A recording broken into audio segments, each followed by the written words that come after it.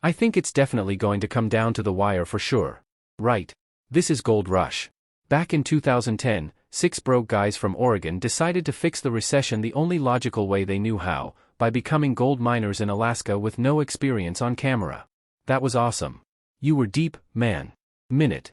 I'm just going to drive up there. Their first haul, 14.6 ounces, roughly the value of a mid-range gaming PC.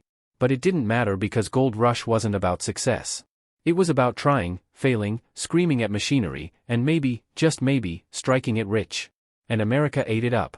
For a while, Gold Rush was the scrappy underdog story we didn't know we needed. It had family drama, broken dreams, literal explosions, and the occasional bear fatality. It was gritty, chaotic, and weirdly sincere. But something changed. The gold got easier. The drama got faker. The underdogs became millionaires with production crews and branded merch. And suddenly, we weren't watching amateurs chasing a dream. We were watching professionals chase a storyline. Because Gold Rush used to be about digging for gold. Now it's mining for ratings. To understand Gold Rush, you need to understand 2010. The economy was tanking. Unemployment was sky high and middle-aged men everywhere were rediscovering that one time I panned for gold on a Boy Scout trip. It was the perfect storm of desperation and delusion. Enter Todd Hoffman, a former airport owner with a beard that looked like it had survived a separate recession. I'm going to lose my business. What in the hell happened? I can tell you what the hell happened, Todd. Todd gathered a group of equally unqualified friends, all broke, all jobless, and convinced them to spend their life savings on mining equipment. His pitch, let's go dig in Alaska and film it. What could possibly go wrong? Turns out everything. Season 1 was a disaster in the best possible way. The crew had no idea what they were doing. Their wash plant broke every week. They couldn't operate heavy machinery. And when a black bear wandered into camp, they shot it off camera because of course they did. They ended the season with less than 15 ounces of gold. Basically the mining equivalent of finding pocket change in your couch cushions. And yet the audience loved it. Why? Because this was 100% pure recession porn. Real people, real struggle, real failure. Finally, a reality show without spray tans, Lamborghinis, or producers pretending to care about the journey. Shake. Parker is sitting on top of the world. He has visions. Gold Rush felt raw, almost too raw, and the network saw gold figuratively at first. By season 2, the show was officially rebranded from Gold Rush, Alaska, to simply Gold Rush.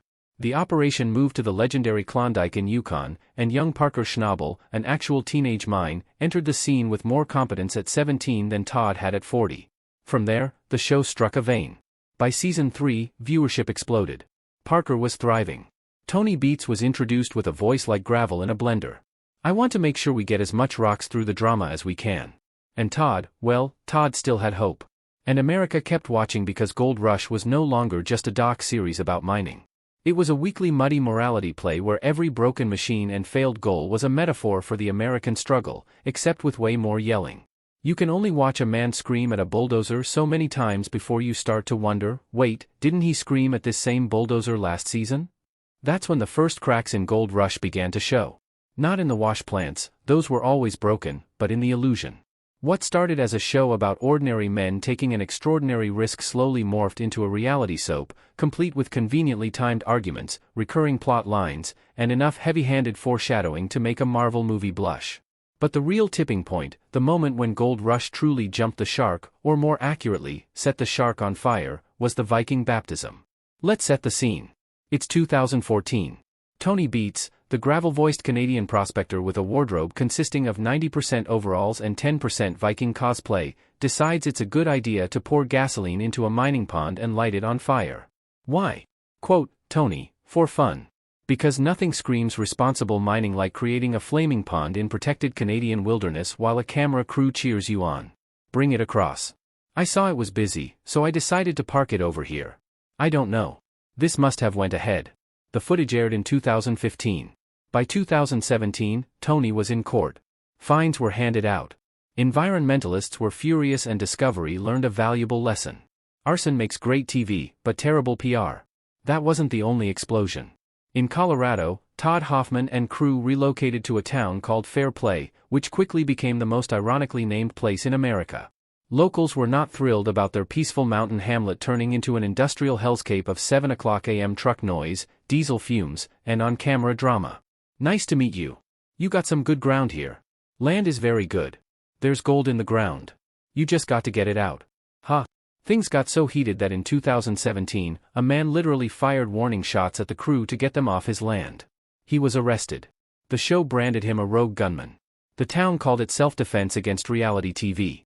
An activist group called Save South Park sued the county for rezoning land to allow Gold Rush to film. Even the U.S. Forest Service stepped in and said, "Guys, you can't just dig holes on federal land for funsies." Who knew? And then there were the bears.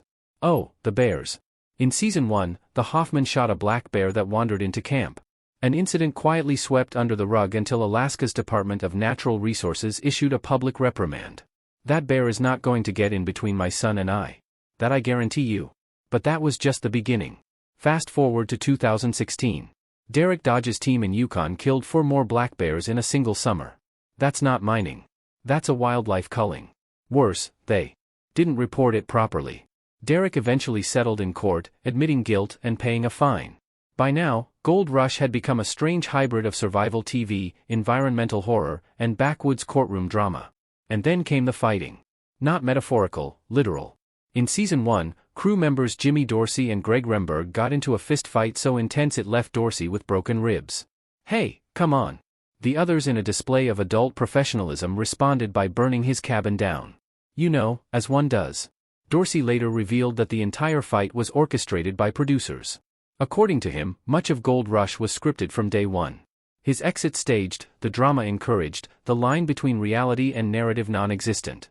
And once the spell breaks, once viewers realize they're watching Deadliest Catch with a gold filter in a plot, the magic is gone. Meanwhile, Parker Schnabel was mining thousands of ounces of gold per season.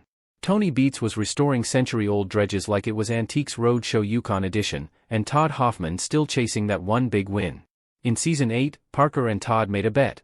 Whoever mined the most gold that season would win 100 ounces from the other. It was hyped like a heavyweight boxing match. In reality, it was like watching a Formula One car race a tricycle. Parker ended the season with over 6,200 ounces. Todd, just over 1,600. Todd left the show shortly after, saying the pressure wasn't worth it anymore. Translation: he got stomped so hard the producers couldn't edit around it. And yet, the show kept going. But now, the reality part was on life support. Every season had the same beats. Broken equipment, ticking clock, interpersonal meltdown, last-minute success, lather, rinse, repeat. The formula was set, the stakes manufactured, and the audience slowly waking up. Tony's first target on the hill, an 8-acre cut he discovered 30 years ago, filled with big gold nuggets. Meanwhile, Reddit threads popped up with titles like "Proof Gold Rush is fake." And is that even real gold? YouTube exploded with conspiracy videos claiming Discovery staged the cleanouts, borrowed gold for camera shots, or planted drama in post. And maybe the worst offense of all, it got boring. Because once the Hoffmans were gone and the underdog struggle replaced by efficient gold mining industrialists, Gold Rush stopped being about can they do it and became how much more can Parker win. Turns out the answer is a lot. But also, who cares? What was once blue-collar mythmaking had become a corporate content machine. All gears, no soul. The show tried to inject new blood, new crews, new locations. They even sent Parker to Papua New Guinea to pan for gold and crocodile-infested rivers. A desperate attempt to reclaim the sense of adventure. Parker and the film crew must wait for the dispute to be resolved. But by then, viewers weren't tuning in for grit. They were watching to see if the show could pretend it still had it. And spoiler alert, it didn't. By the time Gold Rush hit Season 10, the chaos didn't feel like chaos anymore. It felt like déjà vu. Every year, a fresh crew rolled in with big dreams. Every year, the machinery collapsed on day one. And every year, Parker walked away with the gold like clockwork. The whole thing stopped being a gamble and turned into a rerun. And to make it worse, the show doesn't even look raw anymore. It's been polished to the point of parody. Drone shots sweeping over muddy hills. Interviews lit like prestige dramas. Slow-motion dozer footage set to the kind of stock guitar riffs you'd find in a free YouTube library. What used to be documentary grit now looks like a music video no one asked for. But the real problem isn't how it looks. It's what's missing. Stakes. His shaker deck lies in pieces. And Sloot has run out of room for tailings. Parker brings in millions every season. Tony Beets plays Yukon mogul with his fleet of dredges. These aren't desperate dreamers anymore. They're industrialists pretending to struggle for the cameras. Watching them is like watching Elon Musk apply for a payday loan. Discovery Solution, spin-offs, more shows, more crews, more noise. Parker's Trail, Whitewater, Freddie Dodge's Mine Rescue, Hoffman Family Gold. They've turned one dead horse into an entire franchise stable. And the audience, they've caught on. Reddit threads rip apart the recycled drama. YouTube channels accuse the producers of staging every clean-out. TikTok mocks the show's cliches with parody gold panning dances. Gold Rush isn't blue-collar ambition anymore. It's the McDonald's of reality TV. Predictable, polished, pointless. So, yes, the show is still digging, but mostly it's digging its own grave.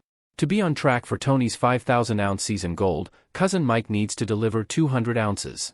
Gold Rush wasn't supposed to become this. It started as a scrappy recession-era underdog story. Real men with real problems risking it all on a dream that smelled like diesel and desperation. For a moment, it was magic. A muddy middle finger to Wall Street. Blue-collar ambition with just enough chaos to keep you hooked. But somewhere along the line, the dream got syndicated. The crews got richer. The stories got cleaner, the stakes got safer, and what once felt like a raw slice of reality is now just another polished product with commercial breaks and drone shots. And maybe that was inevitable. After all, how long can a show about failing miners survive once the miners stop failing? The truth is, Gold Rush worked best when it didn't work. When broken machines and broken dreams felt more real than the gold.